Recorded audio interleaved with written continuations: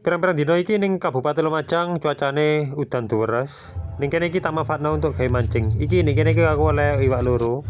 Mancing nang ndi, Mas? Mancing nang Blijo. Ning kene iki iwake arep tak gawe iwak bakar. Iwak bakar engko iku sambel ijo kemangi ngono iku.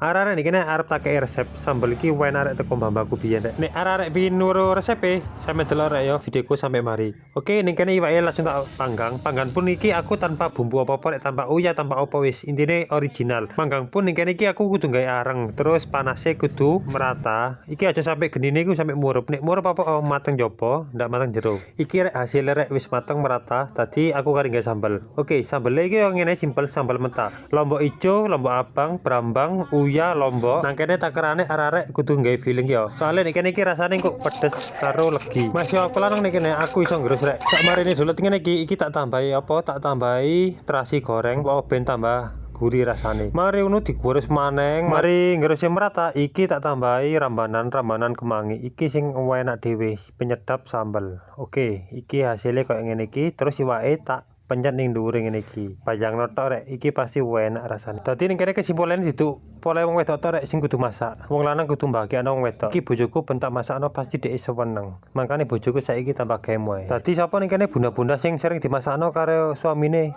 Komen ya, Bun.